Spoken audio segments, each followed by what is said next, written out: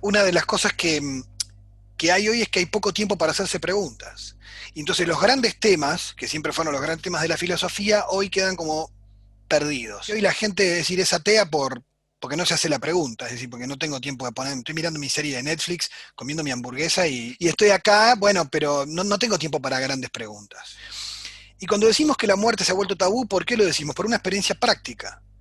Antes el sexo era un tabú. Hoy en cualquier reunión se habla de sexo y a nadie le molesta. Es más, es fuente de humor y lo manejamos de mil modos. No hay temas tabú. Y en muchas cosas esto ha sido positivo porque hay muchas cosas que han salido a luz con respecto a los temas de los abusos sexuales y demás, que de algún modo también hablar claramente ayuda también a que podamos vivir con más libertad, ¿no? Ciertas cosas. Ahora, sin embargo, la muerte se ha vuelto un tabú, porque si alguien toca el tema de la muerte en una reunión, incomoda. Y generalmente se le pide que cambie de tema. Eso es cuando hay un tabú, cuando es prohibitivo hablar. Es decir, de hecho, me ha pasado, y bueno, y los que tienen esta experiencia lo saben mucho más, cuando uno está cerca de alguien que sabe que va a morir pronto, muchas veces quiere hablar del tema, porque es lo que le está pasando, y la familia le cambia de tema. Le dice, bueno, no hables de eso ahora porque en realidad me pone nervioso a mí, ¿no? Y la persona quiere hablar de esto, pero soy yo que no quiero hablar. Porque también hablar de la muerte del otro es pensar en la mía también, ¿no? Y de algún modo los velorios ahora se hacen cada vez más rápido, bueno, por la pandemia casi ni existen, pero eh, en general ya veníamos haciendo velatorios cada vez más cortos, donde todo esto se hace mucho más rápido, como liquidemos el tema lo más pronto posible para no pensar en él, ¿no? Para no detenernos en esto. Casi que hasta cuando a la gente se le quiere decir algo, cuando se le muere un ser querido, antes había mucho más relatos sobre esto. Ahora la tendencia es no sé qué decirle, ¿no? Entonces van y te dicen, bueno, va a estar en tu corazón, seguí para adelante, da vuelta a la página, no tengo ni idea qué te voy a decir. Porque como la muerte no está integrada a la cultura naturalmente, como lo estuvo en otros tiempos, donde los niños convivían con los seres queridos que morían en sus casas, creo que hoy los paliativistas han recuperado esta dimensión humana del morir. Y en esto felicito, justo en este aniversario, felicitar algo que es que nos devuelven la humanización del buen morir. Porque una cosa es morir solo en un CTI aislado, sin nadie, y otra cosa es rodeado de tus seres queridos y cuidado y aliviado. Entonces esto humaniza el proceso del morir de un modo que la humanidad ha aprendido y a veces desaprende por una tecnificación, una medicalización excesiva, ¿no? De todo. Entonces, a veces hemos ido de un extremo al otro. Y en este sentido, recuperar el vínculo con la persona, al niño. ¿Cuántos padres a veces nos preguntan, se muere alguien y qué le digo a mi hijo? ¿Lo mando de viaje? ¿Lo llamo a la psicóloga? ¿Cómo lo resuelvo? Y tenemos que buscar un cuentito para... ¿Por qué no hablar con naturalidad? ¿Cuál es el miedo? ¿No? Es decir, en el fondo es el miedo del adulto, pues los niños lo resuelven fantástico a veces, ¿no? Con una naturalidad impresionante. Pero es el adulto el que teme, ¿no? ¿Cómo lo encaro? ¿No? Este, y hay cosas que los niños la viven con una naturalidad y con un pensar filosófico a veces asombroso, ¿no? Pero bueno, primer dato de nuestra cultura es la muerte es un tabú. Y cuando la muerte es un tabú, nos trae muchos problemas para hablar de estas cosas, para hacernos cargo de las personas, para ver cómo lo viven, cómo es ese proceso, para prepararse uno. En una cultura donde no se habla de la muerte, nadie se prepara para ella. Un ejercicio filosófico fundamental es pensar en la propia muerte.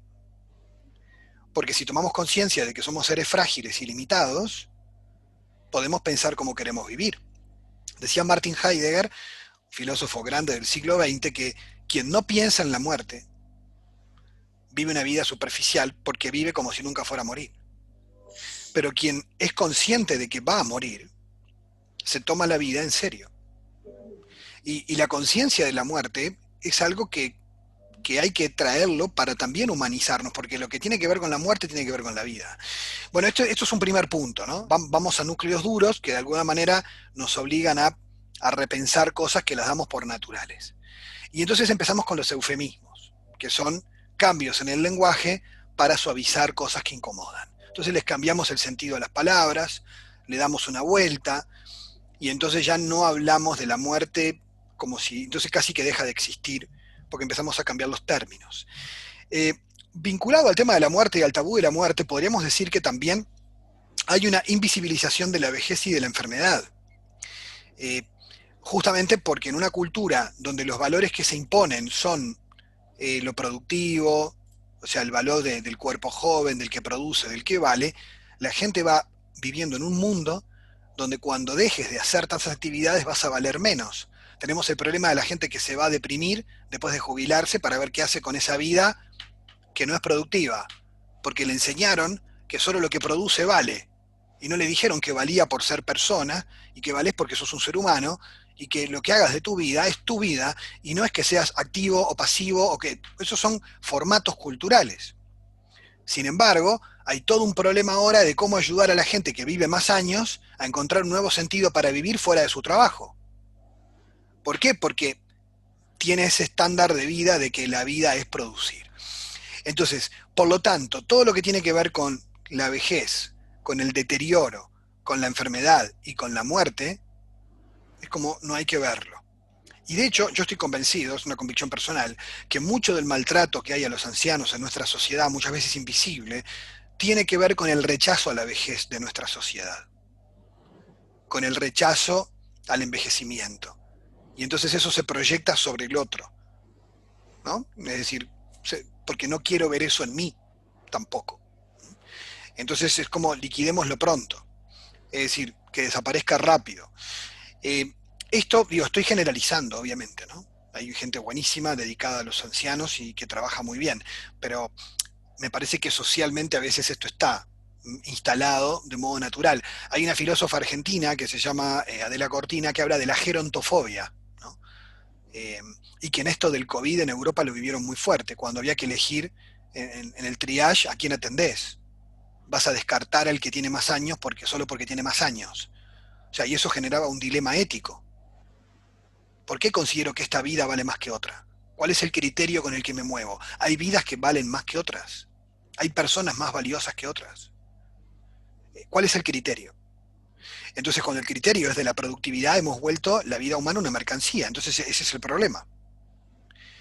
Yo estoy diciendo brutamente, justamente porque a veces no se habla esto con tanta claridad, me parece, y empezamos con los eufemismos. Entonces, uno de los temas que está pasando hoy, porque a veces las personas que se preparan para asumir una enfermedad crónica o que le preguntan al médico cuánto me queda, o sea, prepararme para, eh, en una cultura que no habla de esto, para la gente es mucho más difícil que si estuviera naturalizado socialmente, que si habláramos más.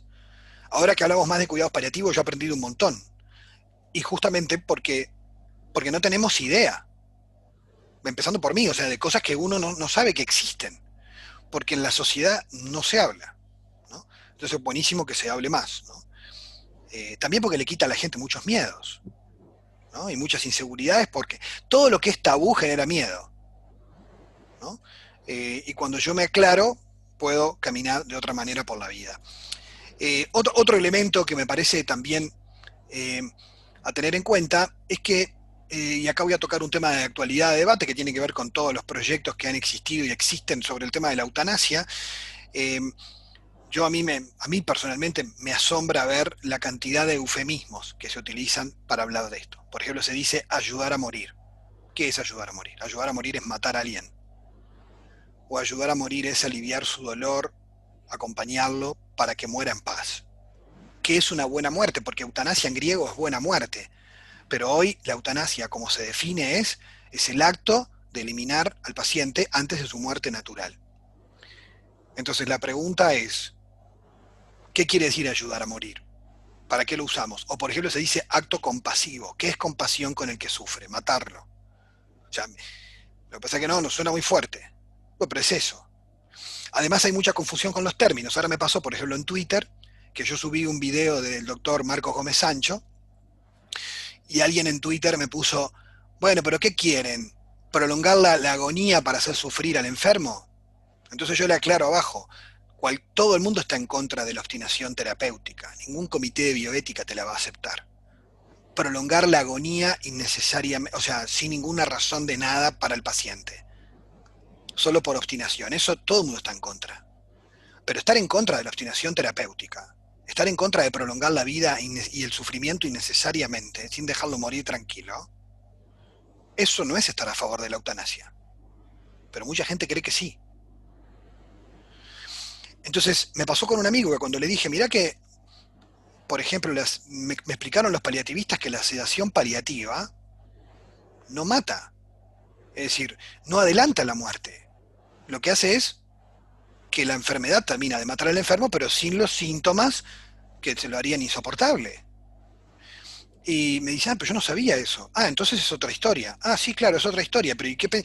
Bueno, y ahí me di cuenta que ni yo sabía mucho, ni mucha gente sabe mucho de esto. Y entonces cuando se arman las encuestas preguntándole a la gente sufrimiento insoportable o muerte, como la que yo vi del sindicato médico, bueno, yo no soy muy amigo de las encuestas en general, pero los filósofos nos gusta analizar las preguntas. ¿Qué preguntas se hacen? ¿Esas preguntas son las correctas o esas preguntas marcan la cancha? Porque si a vos te dan a elegir entre sufrimiento insoportable o muerte, y la mayoría de la gente va a elegir morir. Las personas que han tenido enfermedades crónicas que incluso cerca de su muerte me han dicho, pero yo le tengo miedo al sufrimiento, a la muerte no. O sea, la gente tiene miedo a sufrir. Entonces, si igual haces esa pregunta, te va a decir, dame la muerte. Ahora, no le pusiste en la opción, y si eligieras aliviar el sufrimiento, ¿qué elegirías? Yo creo que todos elegiríamos que nos alivien el sufrimiento. Entonces, cómo hago la pregunta ya me puede inducir la respuesta. Son cuestiones, ¿no?, que uno puede analizar en cualquier encuesta. Entonces, pero a mí me parece que un tema grave es la falta de información sobre el tema, porque lo vi en mí mismo, no estar suficientemente informado sobre todos estos asuntos, ¿no? Bien, entonces yo creo que un peligro es el uso de los eufemismos. Por ejemplo, yo ahora leí una conferencia que hablaba sobre que lo que importaba en estos temas era la calidad de vida, que hay ciertas vidas que ya esa calidad de vida no es digna, entonces automáticamente esa vida pasa a ser descartable. Estuve leyendo 2 o 3 obras sobre la eutanasia en la Alemania nazi, y lo que me impactó, que yo no lo sabía, es que los nazis convencieron a los alemanes de poner en clínicas que eran de exterminio a sus propios familiares que tenían demencia senil, Alzheimer o discapacidades de diverso tipo que hacían insostenible esa vida, y entonces por lo tanto, para ellos, ¿no?, por lo tanto, eran una carga económica para la familia, y los nazis no empezaron con los judíos, empezaron con sus familiares. Es decir, porque esa vida no es digna. Por lo tanto, ¿y qué lenguaje usaban? Usaban el mismo lenguaje que se usa hoy.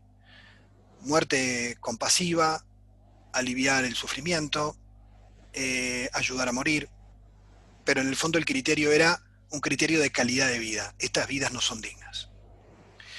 De hecho, los derechos humanos, en la Declaración Universal de Derechos Humanos, su fundamento ¿cuál es? La dignidad humana inalienable de todo ser humano, es inherente a todo ser humano.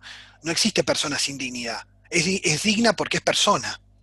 No importa su condición sexual, su edad, su enfermedad, todo ser humano tiene dignidad hasta el último momento de su vida. Yo no puedo considerar que una vida no es digna, porque entonces no sería humana. Y es una cuestión claramente filosófica que está detrás del fundamento de los derechos humanos. Con lo cual, eliminar a alguien es eliminar un derecho humano, que es el fundamental que permite todos los demás derechos, que es su vida. Esta cuestión, cuando se utiliza un lenguaje eufemístico, de que bueno, pero en realidad yo lo estoy ayudando. Sí, claro, pero ¿a qué? Entonces, y ahí entra todo un dilema que también nos sucede con otros temas de eufemismo, como es el tema del suicidio asistido. Otro problema filosófico es el tema del suicidio. De Aristóteles a nuestros días los filósofos han debatido a favor o en contra del suicidio. Eso es un tema al que cada uno, cómo considera moralmente matarse o no matarse. Eso es un tema discutible filosóficamente. Lo que sí no es discutible es que no pueden preguntarle, me parece a mí, a alguien que se quiere suicidar, generalmente quiere acabar con su sufrimiento, no con su vida. Entonces, si yo puedo acabar con su sufrimiento, es hipócrita decirle, bueno, mirá, si tenés un sufrimiento insoportable, te puedo ayudar a morir. Y es un poco paradójico, a mí me escandaliza un poco que en la sociedad se use el argumento de que las personas que están enfermas, frágiles, vulnerables, que necesitan cuidados, se les tire el salvavidas de plomo de decirles, si querés, podés suicidarte, te podemos ayudar, pero eso no se le dice al joven. Es más, tenemos equipos multidisciplinarios para prevenir el suicidio porque entendemos que la gente hay que cuidar y protegerla incluso de sí misma, pero con el enfermo no. El enfermo, si quiere, puede. Entonces es una cosa un poco absurda, porque se argumenta a favor de la libertad de algunas personas, pero no de otras. O sea, el joven no es libre de suicidarse. El anciano, el enfermo, sí. Eso es bastante contradictorio. Pero en el fondo es porque creo que tiene que ver con esta cultura del descarte, ¿no? Que la gente no lo piensa a veces con esa intención, pero lo va naturalizando. Y entonces ahí uno se puede preguntar, otro problema de ética médica, de bioética, y es que el médico tiene que atender, respetar la autonomía del paciente y respetar sus valores y sus ideas y sus requerimientos, pero nunca en contra de la ética médica. O sea, el paciente no puede pedir lo que quiera, porque, porque claramente el paciente no es una relación de consumidor y prestador de servicios. O sea, en realidad yo tengo que darte lo que puedo darte desde mi vocación y profesión, pero ¿es lícito éticamente que yo pueda hacer todo lo que vos me pidas? Por ejemplo, hacerte daño, porque matar a alguien es hacerle el daño letal, es decir, es exterminarlo para siempre. No hay más derechos posibles. Otra cosa es aliviarlo. Entonces, si yo me pensara esto a nivel de derechos, una persona que me pide que la esclavice o la torture, pero es su libertad, tengo que respetar su libertad, pero lo vas a hacer. O sea, porque alguien me pida que yo viole un derecho suyo, ¿yo voy a violar ese derecho? O sea, son preguntas que no se hacen en el debate, que hay que hacérselas, más allá de la postura que uno tome. O sea, que hay que problematizarlo, porque si no se toma todo como muy liviano y me preocupa profundamente la desvaloración que hay en la sociedad del enfermo y sobre todo de las enfermedades que obviamente son las que todo el mundo quiere ni pensar ni hablar, ¿no? Porque les tiene tabú también sobre eso, ¿no? Pasa con el cáncer, por ejemplo, ¿no? Y que ha pasado siempre que se buscan eufemismos para hablar del cáncer, incluso. Me sorprendió la similitud con los argumentos que se usan hoy. Me sorprendió tremendamente la similitud. No porque hoy la gente que defiende la eutanasia sea nazi, nada que ver, eso sería un disparate, sino porque los argumentos son los mismos. Y eso es lo que hay que analizar. El tipo de argumentos que se utiliza para dejar de hablar de dignidad de la persona para hablar de calidad de vida nomás. Otro punto que me parece interesante también es el mito ultraliberal de la autonomía del enfermo, ¿no? En situación de fragilidad. Eso es un mito. O sea, se predica la autonomía y en realidad justamente la persona más vulnerable, su libertad está tremendamente condicionada. O sea, no está en el mejor de sus momentos para tomar una decisión. Y más una decisión de ese calibre. Es más, todos los que acompañan enfermos al final de su vida saben que cambian mucho de opinión porque sus estados anímicos son muy variables y pasan de fases de ira, negación, aceptación, reconciliación. Y hay testimonios de gente que madura cosas de su vida en las últimas horas de su vida, que son muy, muy importantes para la persona y para su entorno, que yo le podría privar de eso eliminándolo antes, porque la persona lo pidió en un momento de un episodio depresivo. Entonces, me parece que ahí hay toda una cuestión de discutir, bueno, yo predico la libertad del enfermo y es justamente quien debería ser más protegido de toda la manipulación y de toda la presión emocional y social que puede haber en el entorno. Gente con baja autoestima que se siente una carga para los demás. Me parece sumamente problemático, ¿no? No abordar este tema y pasarlo como que, bueno, pero es una decisión del paciente. Me parece tirarle el salvavidas de plomo al otro y no hacernos cargo de la vulnerabilidad y la fragilidad de la persona, ¿no? Eh, bueno, y ahora yendo un poco a lo que más se había anunciado, que me parece lo más positivo ahora que dije todo un poco lo más duro, eh, y es lo que tiene que ver con el sentido de la vida, ¿no? Eh, vivimos en una sociedad donde en el último siglo y medio el problema del sentido de la vida se ha vuelto un problema profundo en la filosofía y en la vida de la gente. ¿Por qué? Porque justamente antes había tradiciones que eran raíces de sentido para que la gente viviera con una orientación existencial muy clara. Pero se han dinamitado muchos de las fuentes de sentido, se han resecado algunos de las fuentes de sentido de la vida de la gente, y en una gran desorientación existencial las personas andan en búsqueda de cuestiones terapéuticas que le hagan sentir bien, pero con un gran vacío que busca una razón por la que vivir, ¿no? Y más allá de las razones por las que cada uno viva, creo que una de las cosas más importantes que podemos hacer por otros es ayudarlos a vivir con sentido cada momento de su vida. Escribía Nietzsche en La genealogía de la moral, un hombre muy sufrido, Friedrich Nietzsche, tenía muchas enfermedades, un hombre muy complicado, pero una mente brillante en la historia de la filosofía, muy agudo, muy crítico. Nietzsche dice que el sufrimiento más grande que puede tener un ser humano es que el sufrimiento no tenga sentido. Y lo repito, el sufrimiento más grande que puede tener un ser humano es que el sufrimiento no tenga sentido. Es decir, cualquier persona puede atravesar cualquier cosa si tiene una razón por la que hacerlo y si tiene un sentido lo que está viviendo.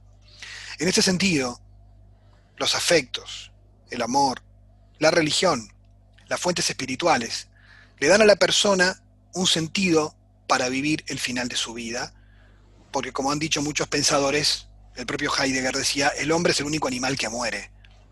No porque los animales no se mueran, sino porque el hombre es el único animal que sabe que va a morir. Y como sabe que va a morir, tiene muchas formas de hacerle frente a la muerte, también de negarla. Y por eso, encontrarle sentido al sufrimiento, a la enfermedad, a la muerte, nos hace poder atravesar de otra manera esas situaciones. Todo el mundo conoce el libro de Viktor Frankl que se llama El hombre en busca de sentido, porque es el testimonio de él en los campos de concentración, donde él descubrió como médico, como psiquiatra y neurólogo, que después hizo además un doctorado en filosofía, un hombre brillante. En los campos de Auschwitz y Dachau, Frankl descubrió que la gente que moría más rápido era la que no tenía un sentido por el que vivir. Los nazis habían logrado un nihilismo radical, es decir, que no tuvieran ninguna razón para vivir ahí porque todo era para querer morirte. Pero los que resistían porque tenían esperanza en algo o tenían una razón por la que seguir viviendo cada día, aunque físicamente no prometieran mucho, vivían más. Y gente que físicamente podría tolerar cosas peores, decía él como médico, morían antes o se arrojaban a la cerca eléctrica porque habían perdido el sentido de su vida, habían perdido la razón por la que vivir. Y en El hombre doliente, Frankl dice, muchas veces los médicos se encuentran por una formación demasiado mecanicista o biológica, que saben atender patologías, pero otra cosa es atender un drama existencial, un dilema existencial. Un dilema ante la pregunta, ¿por qué a mí? ¿Por qué ahora? ¿Por qué esto? Y eso son cuestiones netamente filosóficas, donde muchas veces el acompañamiento espiritual, el acompañamiento humano, reclama otro tipo de habilidades, otro tipo de competencias, que no tienen que ver tanto con la formación académica, sino con otro tipo de reflexión y otro tipo de riqueza y de sabiduría humana, que claramente hay veces que en nuestra sociedad carecemos y mucho. Les recomiendo mucho la introducción donde él plantea el tema del sentido de la vida.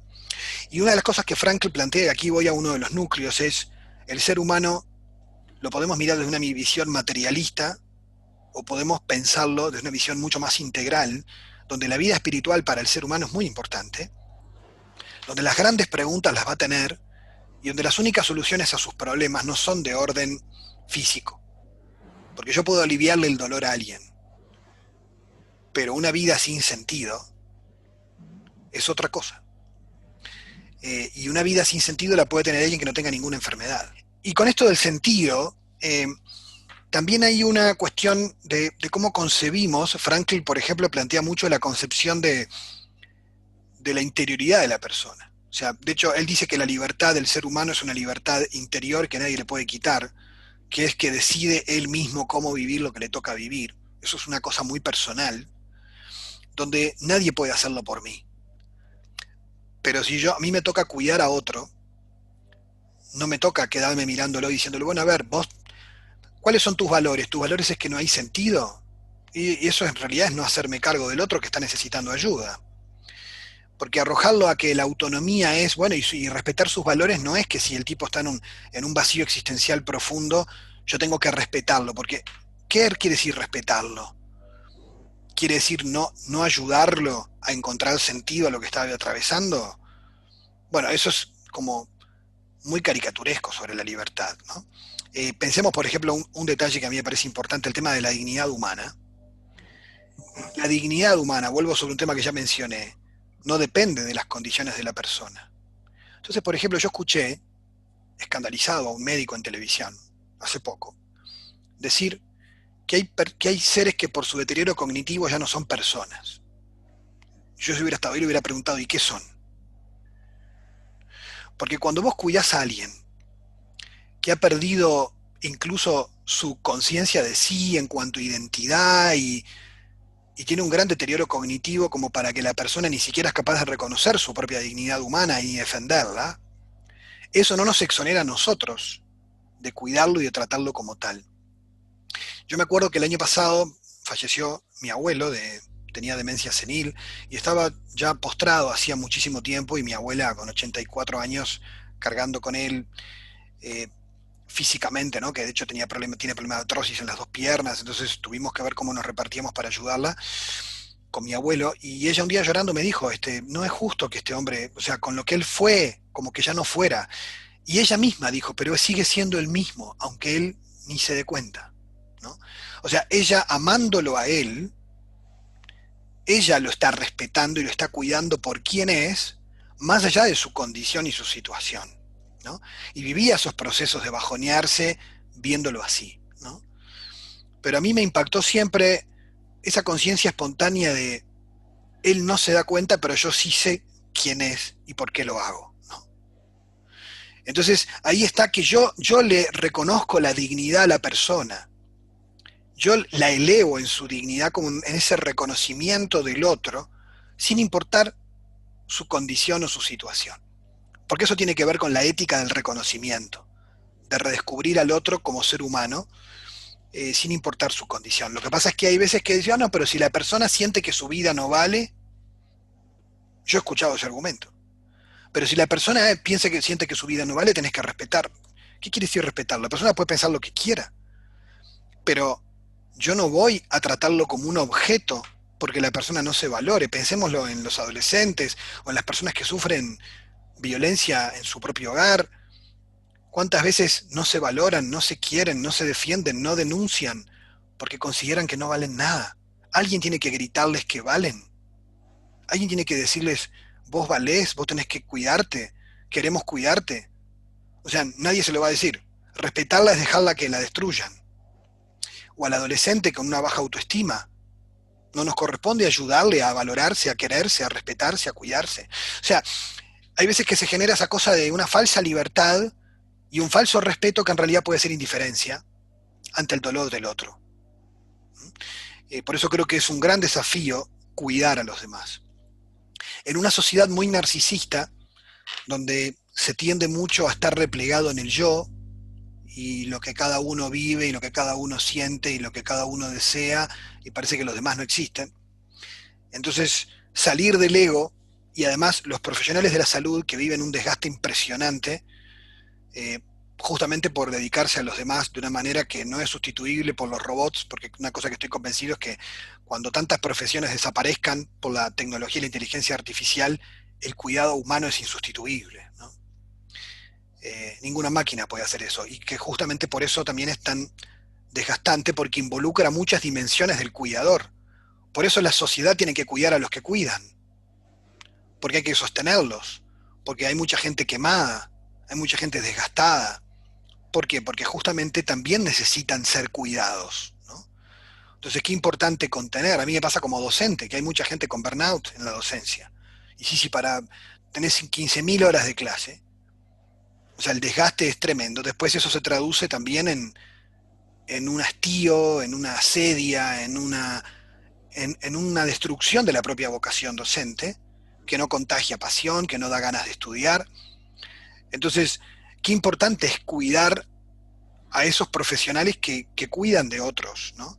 Y que están todo el día expuestos al sufrimiento ajeno, que también se vuelve un espejo sobre el propio, ¿no? Entonces me parece muy lindo que en días como hoy, que es el Día Mundial de los Cuidados Paliativos, podamos también no solo pensar en los que cuidamos, sino que pensar en los que cuidan también, ¿no? Y cómo los cuidamos, ¿no? Cómo la sociedad los cuida.